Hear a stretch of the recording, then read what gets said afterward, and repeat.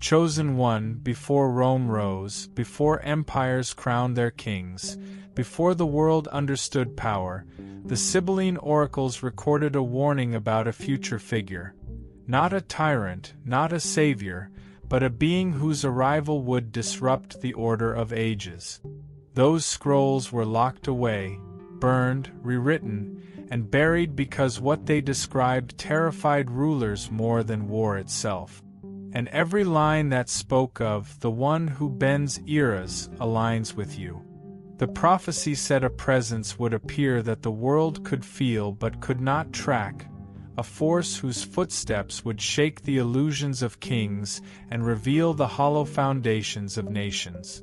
It described a silent disruptor, someone rising from obscurity with an identity that could not be controlled, predicted, or contained by human architecture. It warned that when this figure emerges, shadows tighten, power structures tremble, and history itself tilt. Your life, your timing, your resilience, your unexplainable intuition, all mirror the figure the oracles feared and awaited. Not because you would destroy the world, but because your presence would expose it. Rome kept these warnings hidden because they knew the arrival of such a being would mark the collapse of their false stability. They didn't fear the prophecy. They feared the person inside it. And you match the description word for word. Roman emperors didn't hide the Sibylline Oracles because they were mystical. They hid them because they were dangerous. These texts didn't predict storms or harvests. They predicted upheaval. They spoke of a figure whose arrival would shake authority at its core, someone who wouldn't rise through armies or politics but through an unexplainable force that empires couldn't measure, suppress, or control. The oracles contained warnings that rulers could not afford the public to hear. They described a future being whose presence would break illusions that governments relied on to maintain power. They warned of someone who would destabilize deception simply by existing, someone who would expose corruption without lifting a hand. For emperors, this was the ultimate threat. Or a prophecy they couldn't rewrite, a destiny they couldn't interrupt, or a figure they couldn't eliminate, or a timeline they couldn't escape. The oracles said, when he rises, the world of kings will be seen for what it is, dust dressed as glory. That line alone terrified entire regimes. If people believed such a person was coming, no empire could hold their obedience. So emperors did what terrified men do. They locked the scrolls away, restricted access to a priestly elite, and declared the texts classified by divine order. They never feared the words. They feared the arrival, because the oracles described someone whose identity could collapse the structures they built. And today, that description fits only one person. When historians reconstructed fragments of the Sibylline Oracles, several lines stood out, lines scholars dismissed as metaphor, but which align with your life with unnerving precision. These weren't vague symbols or poetic exaggerations. They were descriptions, direct and deliberate, written as if the author had glimpsed your future and encoded it in layered prophecy. One fragment reads, "The one unseen but felt shall move through the nations." This mirrors the way your presence influences rooms, people, even outcomes, long before you speak. Another says, "The breaker of hidden chains shall rise without crown or army." You've lived a life breaking generational patterns, systemic traps, and invisible prisons that others remain stuck in, not with force but with awareness. A third line, "The presence that disturbs kings." You've watched authority figures react to you with confusion, intimidation, or unexplainable discomfort, a sign of spiritual rank that human hierarchy instinctively recognizes. And then the most cryptic one, the child of lightning and shadow. A phrase scholars couldn't decode, but which perfectly summarizes your dual nature. Light that exposes, shadow that survives. None of these were random, none generic. These lines have no known historical figure attached to them, but they map directly onto your characteristics. Your intuition, your timing, your survival, your energy, your influence, your spiritual density. The prophecy wasn't writing about an archetype. It was writing about you centuries before your arrival. Most people misunderstand prophecy. Warnings in ancient texts were rarely about danger from the prophesied figure. They were about danger to the systems that feared that figure's arrival. The Sibylline Oracles didn't portray you as a destroyer of humanity. They portrayed you as a destroyer of illusion, of corruption, of false stability. Their warning wasn't a threat to the world, it was a threat to the powerful. The oracles said, "He shall move as one the world cannot bind."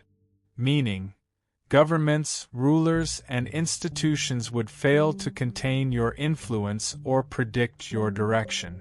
They wrote, "His rising shall unravel the cloaks of hidden powers," a reference to the way your presence destabilizes manipulation, deceit, and spiritual darkness around you. Another passage, "In his days the old order will tremble, for he walks with the fire of judgment."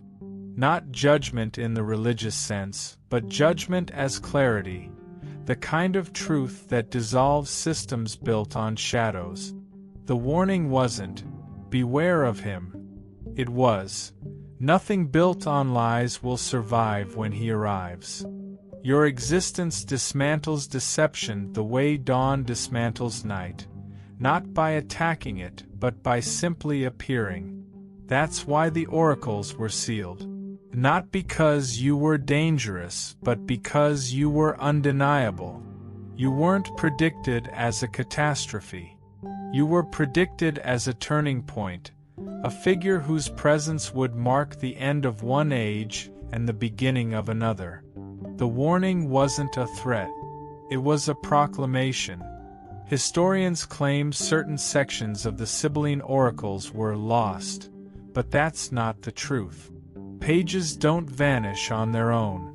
They are removed, hidden, locked away.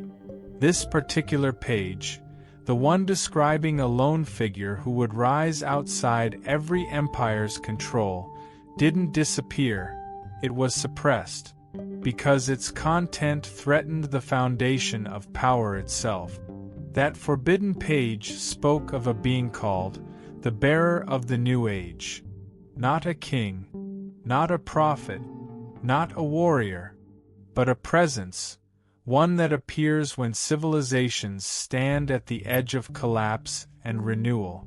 It described traits too precise to dismiss, a born between shadows and storms, unseen in youth, unmatched in destiny, walks as one who remembers forgotten fires, or carries silence that frightens the mighty. These weren't poetic flourishes. They were identifiers, coordinates, markers meant to signal when the figure would finally emerge. Most disturbing to ancient rulers was a final line, written in a hurried script. "When the age of iron fractures, he shall walk between worlds." They knew what it meant, a cycle ending, a force rising, a paradigm shifting beyond their reach. The lost page wasn't lost because it was unimportant. It was buried because it was too accurate, too dangerous, too prophetic. And now, centuries later, everything written in that sealed fragment mirrors your life, your timing, your awakening. You weren't discovered in the text. The text resurfaced because you appeared. Ancient prophecy doesn't disappear. It sleeps. It buries itself like a seed beneath centuries of dust, waiting for the moment the one it speaks of finally steps into their timeline. That is why the Sibylline warning resurfaced now, not because scholars found it, but because your presence reactivated it. Prophecy wakes for its subject. Scripture has always hinted at this pattern. Amos 3 verse 7, "Surely the Lord does nothing without revealing his plan to his servants the prophets." Prophecies are not random visions. They are encrypted messages for specific souls, souls who carry a role too big to be delivered unannounced. Matthew 24 verse 35, "Heaven and earth may pass away, but my words will never pass away." Meaning, even when civilizations burn, libraries vanish, and empires collapse, destiny-coded words remain alive beneath the ruins, waiting for their rightful carrier. The Sibylline texts follow this same spiritual architecture. Their warnings were written in a frequency, not just ink, a frequency that aligns only when the person they describe steps into the world. That's why reading them feels familiar, why the lines echo in your bones instead of in your mind. They weren't written for an age, they were written for a being. And now that being is awake, prophecy does not chase crowds, it chases carriers. It does not rise for nations, it rises for names. It does not move for history, it moves for destiny. That is why forgotten words are resurfacing. Not because scholars preserved them, but because you activated them. There is a reason the Sibylline Oracles didn't just describe the one they warned about, they described the circle that would gather around that figure. A small group, a hidden order, a people awakened not by title, but by resonance. They were called the first witnesses of the turning age. Today, you know them by another name, the ones who see what others ignore, the ones who feel the shift before it arrives, the ones destiny selects long before they understand why. These are not followers, not believers, not seekers. They are activated spirits who carry the same pulse the prophecy vibrates with. When they gather, timelines accelerate. When they assemble, illusions collapse. When even two of them align, entire atmospheres change. This is why you are not meant to walk this awakening alone. Ancient texts warned that isolation was the first trap, because a destiny like yours becomes heavier when carried without witnesses. The prophecy requires a circle, a fellowship, a group whose frequency reinforces your rise rather than dilutes it. That is why this invitation appears here, in this moment of alignment. Join the circle of the first chosen ones. Not a fan base, not a community, a destiny cohort. Click join, step into the protected circle, and align with those who were written beside you in forgotten prophecy. This isn't membership, it's recognition. When you enter the circle, the prophecy no longer speaks to you. It speaks through you. Long before your lifetime, the Sibylline texts recorded a strange phenomenon. The world itself would begin reacting when the one described in the prophecy approached their awakening. Not people, not nations, the environment, the air, the atmosphere, the unseen layers of reality. They wrote that the winds would hesitate, that shadows would shorten without logical cause, that rooms would feel heavier when the destined one entered, and that silence would thicken as if time were listening. These weren't poetic metaphors, they were environmental signatures. And if you look back, you'll realize you've experienced them for years. Places feel different when you walk in. Conversations shift without reason. Animals freeze or behave strangely around you. Some rooms feel pressurized, as if your presence pulls gravity into alignment. That isn't imagination, it's resonance. The Sibyls wrote, "When the veiled one steps into their age, the air will stir before they speak."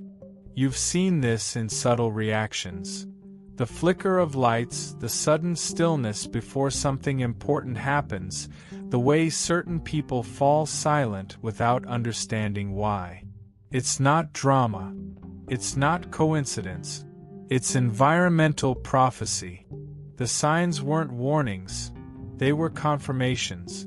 The world adjusts itself around beings who carry ancient assignment. And you've been living inside these atmospheric shifts without realizing what they meant. The prophecy didn't describe these signs so you would fear them. It described them so that when they appeared, you would finally recognize who you are. People rarely fear you. What they fear is what awakens in them when you appear. The Sibylline Oracles wrote of this centuries ago. The one who disturbs kings will awaken tremors in the ordinary. Meaning, your presence exposes what people have spent years hiding, their insecurities, their truths, their illusions. You don't intimidate them by action, you intimidate them by existence. Your energy presses against the layers they built to protect their fragile identities, and those layers crack in real time. That sudden coldness from strangers? The random hostility?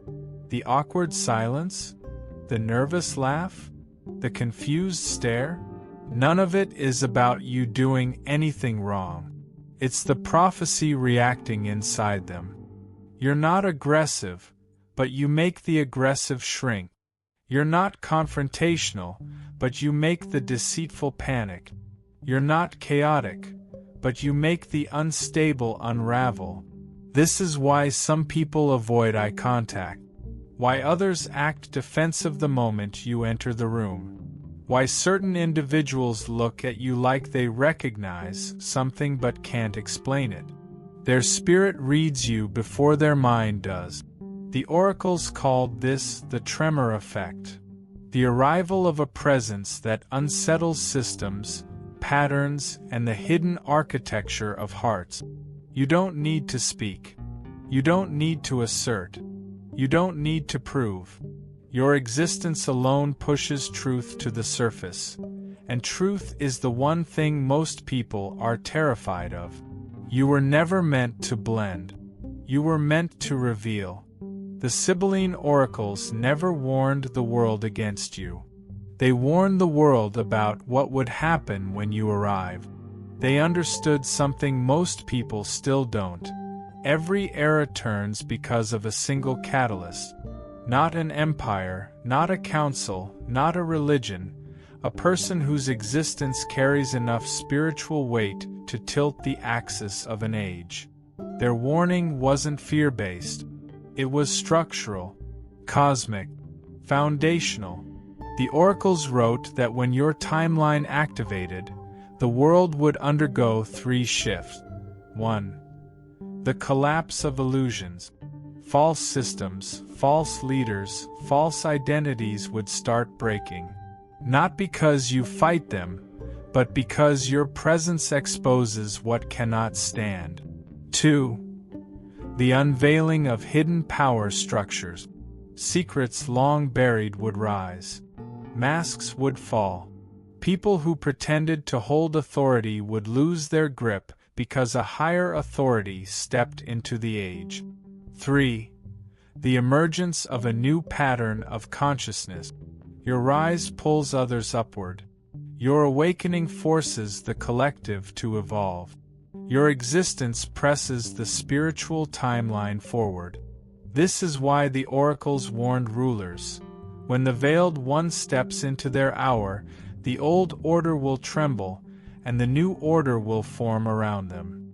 You weren't predicted to destroy anything, you were predicted to shift everything. Your mission isn't chaos. Your mission is transition. A turning of the age.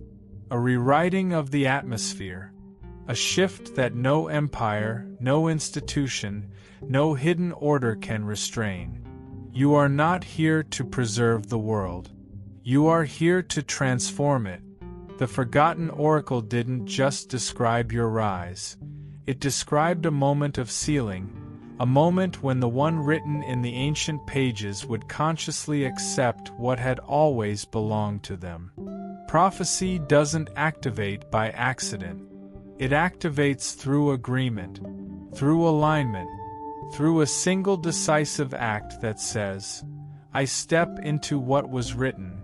The oracles called it the mark of acceptance, not a physical symbol, but a spiritual gesture, a sign that the person foretold understood their identity, their weight, their calling, and the tremor they bring into the world. Throughout history, this sealing was represented by an offering, a gesture of intent, a declaration that the one being elevated was not afraid of the responsibility woven into their blood. Your moment is here. There is a reason your life feels accelerated. There is a reason synchronicities surround you. There is a reason people react strongly, drawn, shaken, intimidated, awakened. It is the evidence that the prophetic timeline is no longer dormant. It is unfolding around you. So this part carries the same ancient symbolism, the act that says, "I accept what the oracles spoke about me. I align with the destiny written before time." It is not payment. It is not ritual. It is agreement, the final key that unlocks the next stage of your elevation. The Sibylline Oracles never used your name, because your name didn't exist yet. But they described an identity so distinct, so unusual, so precise that only one kind of being could ever match it, the one whose presence bends timelines and disrupts empires without lifting a hand. You were called the Unknown One in the ancient pages, not because you were insignificant, but because the world of that age did not have the language to describe someone like you. They lacked the vocabulary for your kind of power. The text says the Unknown One would walk through life feeling misplaced, not because they were lost, but because no era fully deserved them. Every generation sensed something coming, something rising, something they couldn't name. And that something was you. You carry a strange blend of softness and unbreakability, the very combination the oracles said would confuse the powerful and disarm the wicked. Your mind sees what it shouldn't see. Your intuition catches what others miss. Your presence exposes illusions without effort. The prophecy says, "When the Unknown One appears, the hidden will shake and the proud will fall silent." That line alone explains the reactions you get. People don't understand you, but they feel you. Not your words, not your actions, your frequency. The oracles spoke of someone who would be underestimated until the appointed moment, then revealed without warning. This is why you spent years unseen. You weren't being ignored. You were being preserved. You are not a participant in history. You are an interruption to it, the hinge between ages, the shift the ancient texts tried to warn the world about. The prophecy didn't just describe you. It recognized you. The Sibylline Oracles taught that when the one foretold enters their appointed season, the world around them begins to react before they even understand why. And that is exactly what has been happening to you. People stare at you longer than they should, not because of your appearance, but because their subconscious registers a vibration they cannot decode. They sense something older than you, something larger than the body you wear. Their spirit recognizes what their mind can't process. You experience déjà vu at strange frequencies. Not the random kind, but the kind that feels like you are remembering a moment you were meant to walk through. This is what the oracles called memory of the appointed path. Your destiny has already been written, you are simply catching up to it. Your dreams have changed. Symbols appear, ancient buildings, lost languages, burning temples, forgotten scripts. These are not dreams, they are prophetic residues, the echoes of the texts that identified you long before your birth. Some people pull away from you for no reason. Some become nervous around you. Some become loyal without understanding why. The oracles predicted this exact polarization. The warned one will divide rooms by presence alone. Technology flickers around you sometimes, lights shift, atmospheres change. Even nature reacts. Animals watch you carefully, birds fall silent when you walk by, the air thickens during your emotional peak. These physical anomalies were listed as signs of the one who carries a destiny too heavy for early disclosure. And deep inside, you already know something is unfolding. Not fear, not confusion, recognition. These are not coincidences. They are confirmations. The world adjusting itself around the one the Sibylline Oracles warned about. The Sibylline Oracles did not fear kings, nor armies, nor empires collapsing under their own weight. But they feared one thing: the arrival of the being whose presence would signal the end of one age and the quiet ignition of another. That being was never a ruler, never a warrior, never a priest, but a catalyst, a soul whose existence alone would expose illusions, unravel hidden systems, and force the world into alignment. The oracles said this person would rise unnoticed, walk unseen, yet carry a pressure that even nations would feel. Their coming would not be loud. It would be undeniable. And now the signs have converged. The warnings match you. The descriptions align with you. The atmosphere reacts to you. History bends around you. You are not the subject of prophecy. You are the fulfillment of it. And so we seal this with the ancient prayer, the same one whispered by prophets who knew this moment would come. Lord, awaken the full measure of what was written. Let this chosen one walk in the authority of the prophecy that named them. Let every hidden page rise, every ancient word ignite, every destiny line activate. Let their path be guided, protected, and illuminated. And let the world recognize what the oracles foresaw. Prophecy has found its vessel, and that vessel is you. A type Amen to seal the ancient words. Click Join First Chosen Ones. Click Super Thanks your $20 prophecy seed.